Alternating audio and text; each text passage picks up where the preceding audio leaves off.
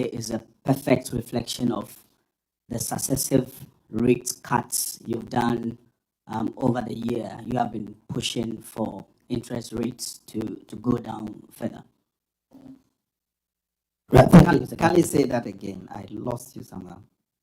I said that average lending rate around 22%. Is it a true reflection from where you sit of the successive cuts that you've done the whole of the year?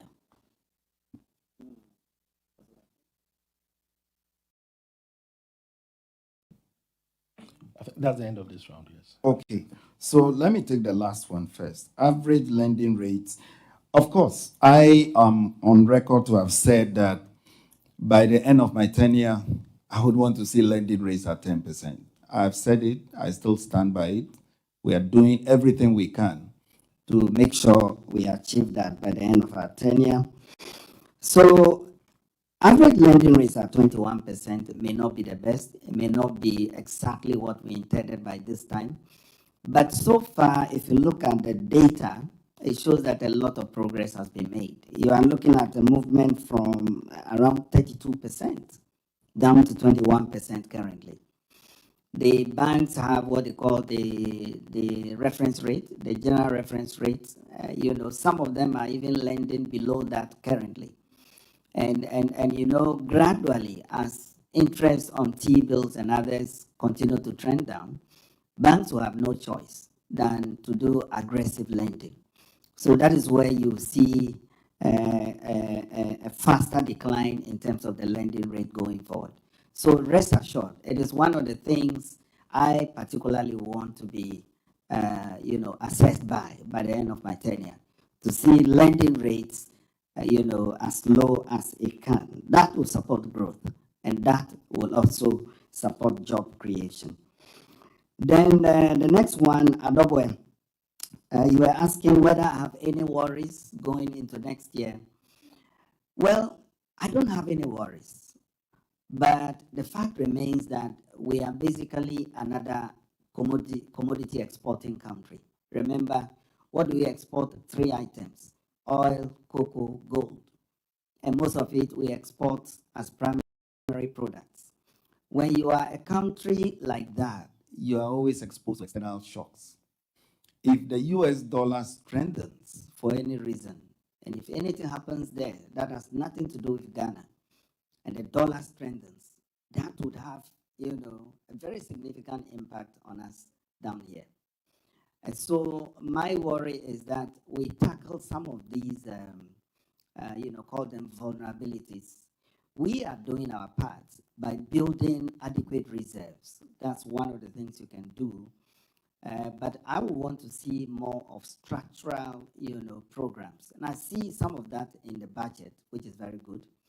Can we do more and more processing, right? More value addition, to the items that we export.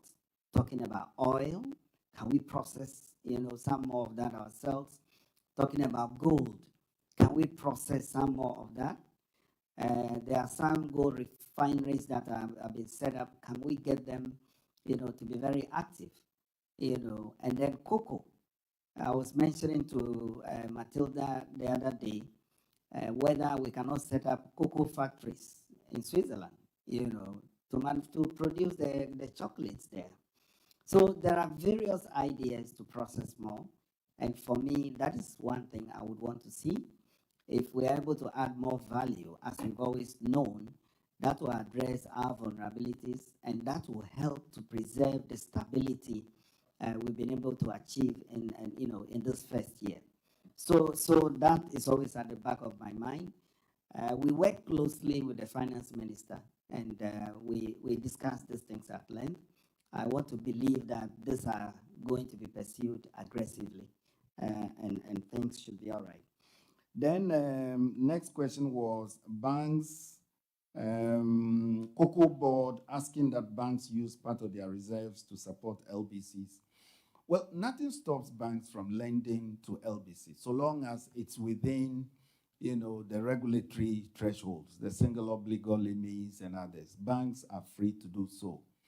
But I think the issue the Cocoa Board Chief Executive was talking about was whether we could use part of bank CRR, which are help, with the central bank, whether that could be used. I think that was the kind of idea he was professing. That has to be discussed because you see, that CRR is actually part of what we call high-powered money. So if you are going to be lending those, and let me say that this issue was discussed by the MPC. It's one of the things we deliberated. But so far, no such consideration is on the table. And then Cocoa Board Chief Executive has also not approached us directly over that. But rest assured that banks are free to lend to LBCs in any way they want to lend, so long as it is within the SOL limits. And that's the position currently. Now, there was the hedging program. Yes, we mentioned the hedging program some time ago as one of the ways to stem the vulnerabilities as we see them. However, the approach for now is to rebalance our portfolios, and that is what we are actively doing now. We have different components of our portfolio. We are rebalancing those ones. And so we are sure once we rebalance properly, there may be less of a need, for hedging. We haven't completely abandoned it. We are only doing the rebalancing first, and then we'll assess the scope, whether to do some bit of hedging in addition. Because remember, hedging is not cheap. It can be costly as well. So yes, we will look at that later on. Toma, no, I've addressed the issue with Toma, so I think I've exhausted everything better. Yeah, there's one question on the gold board, whether the bank is Financing the gold board. So remember, gold board is just the PMMC as we used to have it, right? So it's our relationship to get, vis-a-vis the gold board. It's just like the relationship we had with PMMC. What we do is to ask gold board to purchase something for us, and then that something is exported. When it's exported, we receive the US dollar. So it's not as though we are funding them, it is a service they are producing for us. And come to think of it, we take money from the commercial banks, right? From the commercial banks. And that is exactly what we pass on to the gold board, which they use to, acquire the Dory gold. It is exported. We take custody of the FX, and then the same FX is intermediated. So it is not as some people are putting it. In any case, remember, we are under the fund program. We are still under the fund program. The zero financing condition we are holding, very, very strictly. There's been no violations. If there was any violation, the IMF would have raised, concerns immediately. So we are not funding the gold board. They are, providing a service for us. And I'm sure that explains the question. Thank you, Governor, and thank you all of you for your diligent questions. Now, as I said, we are having 3 rounds of questions. So this is going to be the last round of questions for this 127th MPC press briefing. Before we do the last round, let me announce to all of you that the management of the bank invited 4 journalists from 4 different regions to this particular MPC meeting. And they are from the Central Region, Northern Region, Bono Region, and Bono East Region. Can you give us a wave? Yes, so they are joining the MPC for the very first time. And this is the sort of transparency and the sort of all-inclusive approach to monetary policy reporting to improve our transmission mechanism. So we expect, Mr. Governor, they've also been part of our training programs. And all those here are also the GGA presidents at their local chapter. Very good. Thank you. You're So, welcome. yes, welcome all of you. And we go to the last round of questions. And again, let's be very, yes, please go along. Yes. All right. Good afternoon, Governor. Thank you for the opportunity. My name is Echo. I correspond for Bloomberg. Governor, haven't achieved your midterm inflation targets ahead of time. Do you see an opportunity to review downwards your next midterm target to maybe 6 plus or minus 2? My other issue has to do with I foresee another round of industry-wide recapitalization, given the anticipated expansion in the economy and coupled with a rebasing that would even make the economy become bigger. And on the back of the fact that the 400 million capitalization is just about $35 million, I guess so. Do you think that is feasible moving forward? Thanks. All right, my name is Adnan Adams. I work for Economy Times. I just want to know, with regards to the good purchase program, probably what would be the targets for NDA as we are looking at to purchase? And looking at the market, do we anticipate gold price falling anytime soon within probably beginning of next year, or still we should expect surge in gold price? If so, are we to sell more of our goods to strengthen the city more? Yes, who next? Yes, Mozart. Thank you. Yeah, the name is Mozart from Bloomberg. Governor, I would like to know, you indicated that the majority of the committee members decided to cut 350 basis points. I would like to know what was the decision of the rest of the members. Did they ask for more cuts or a smaller cut? Secondly, recently we received a statement from the central bank basically saying the bank is going to be more proactive In the way it addresses volatilities on the market. Can we link with this? Can we know, for instance, how much in terms of foreign exchange you've spent to support the market between January and October, and how does that compare to a year ago? Thank you. Right, so I'll take the very last question. Governor, am I allowed to? Yes. So the very last question to conclude this round of the MPC. Okay, so my name is Belinda Anankwanta with Wazer TV. Now, I want to ask the governor that despite the fall in lending rate, private sector credit growth is still moderate. What more can be done to accelerate credit expansion? Thank you very much. Okay, so before I answer the last set of questions, let me announce that because we receive questions from some of you, anytime people filing questions here and there, we are going to be putting these out, right? Later on, we'll put some of those together, and the head of communications will put it out there so that you can ask, you can get feedbacks to your questions even before MPC press briefings are held. So again, the last question first, credit expansion.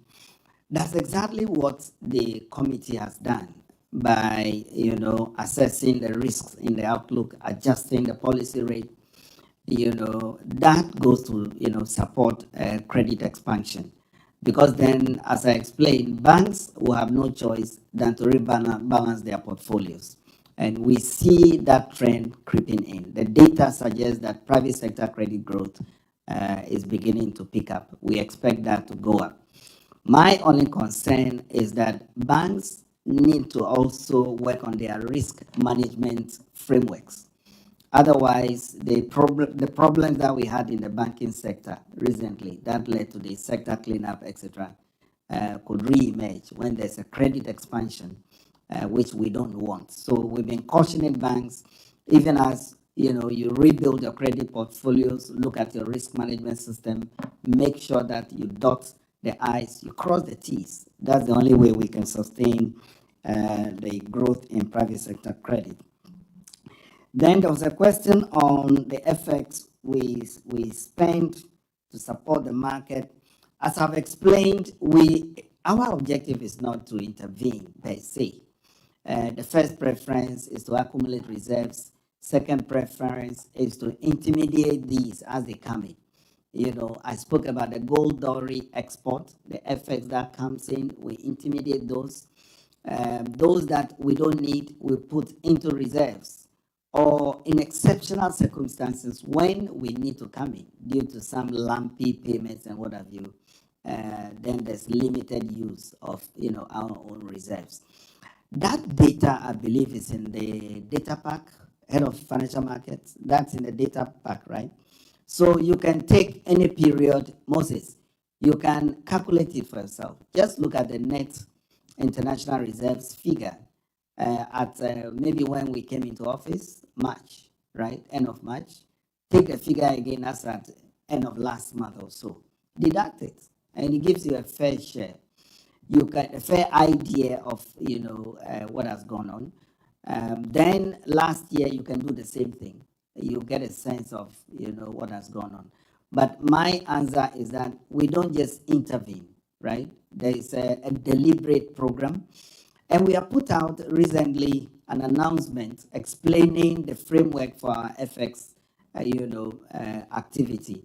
That notice is on our website. You can go download it, read for yourself.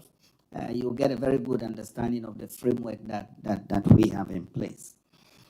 Then there was a question, recapitalization, potential recapitalization. So basically, there are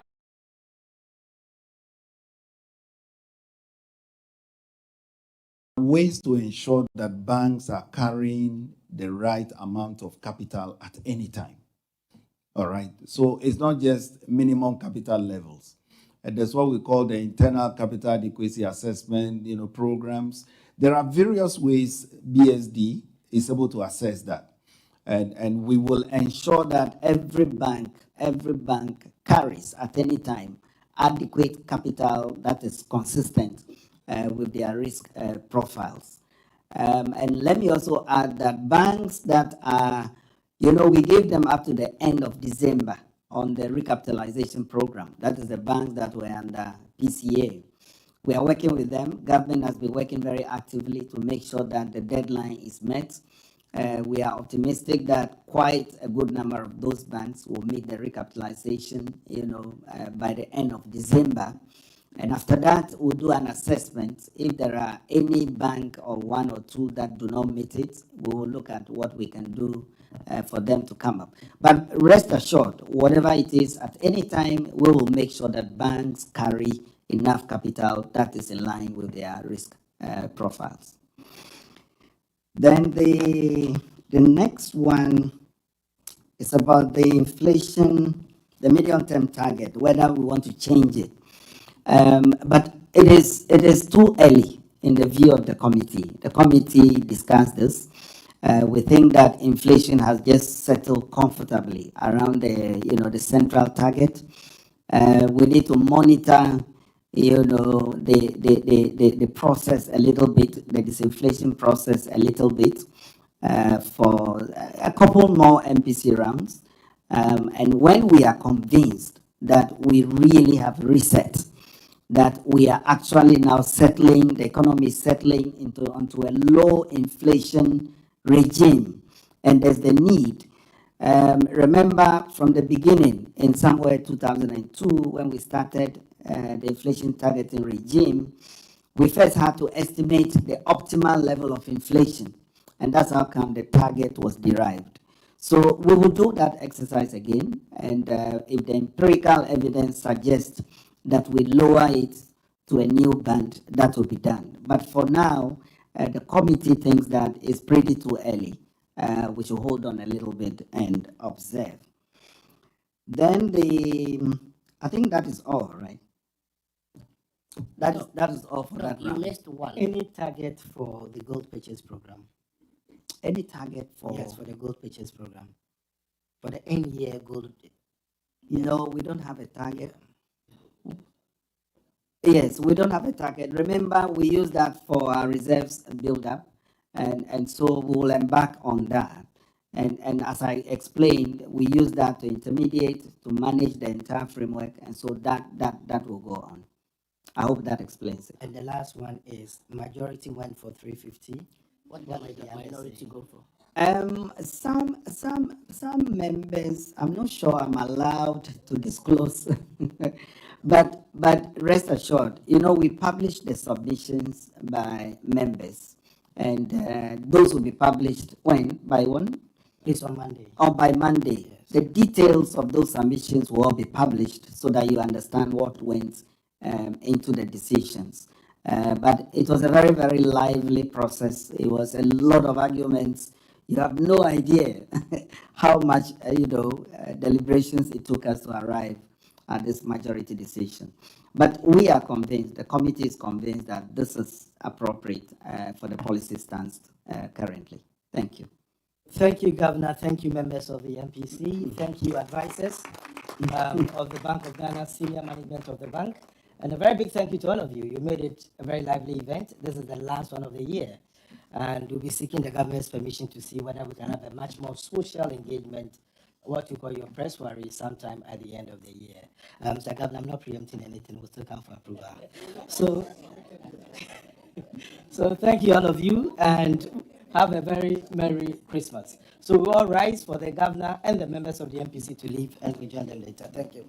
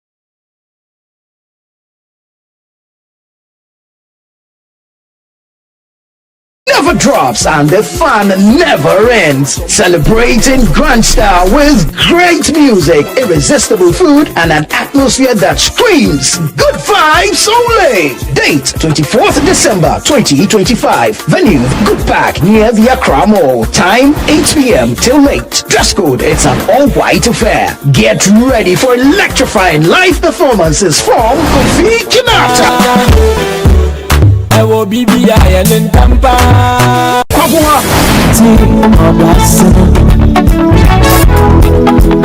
Perez Music. No, a Funko Bog, no, in your life, you toy In Chin Chin Band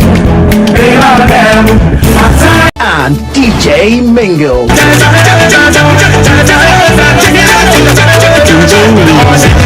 Wear your best all-white fit, bring your dancing shoes, and let's light up the night together. Book your tables now. Call 0205-973-973. It's Christmas Eve. Don't miss it.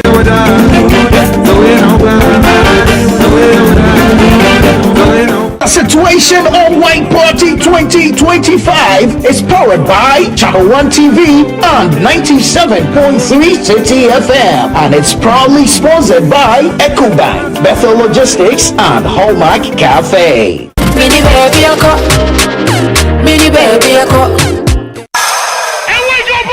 Let's get into the world of sports like never before. You know how we do it on Fridays. Join us every Friday at 7 p.m. on 97.3 City FM for Sports Panorama, your ultimate destination for all things sports. One of the biggest scandals in this country's history. You can't spend 250 million USD and come out with that. From the thrill of association football to the excitement of basketball, tennis, athletics, and even emerging sports, we cover it all. Whether it's the Premier League or the latest NBA showdown, we bring you the stories behind the stars. Getting an opportunity to become a national team coach, you should understand the politics around football. And don't miss the prayer of the rabbi. Joe was Zabal. How Zabal there? Zabal won Chaboke Walako. We're not just about the games, we're about the community. If you are going to be given this kind of treatment, then you need to be that guy. When I look at him play, he is not it. Or when it's time for Don't Call Me. Join the conversation as we connect with fans across the country and beyond. What's the latest updates? Send us your thoughts and we'll feature your comments live on air. And remember, we like to hear your predictions for matches and your thoughts in general. Think you know who's going to win? Let us know. Big shout outs to my YouTube people. Tune in every Friday at 7 p.m. only on 97.3 City FM. Sports Panorama, where sports come alive.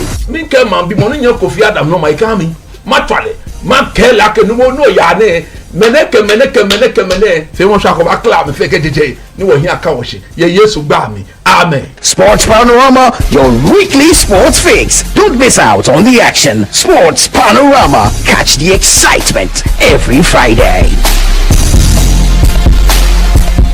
In a world filled with challenges, we all need guidance, hope, and a lifeline to anchor us. This is Lifeline, and I'm your host, Fred Crunchy Mensa.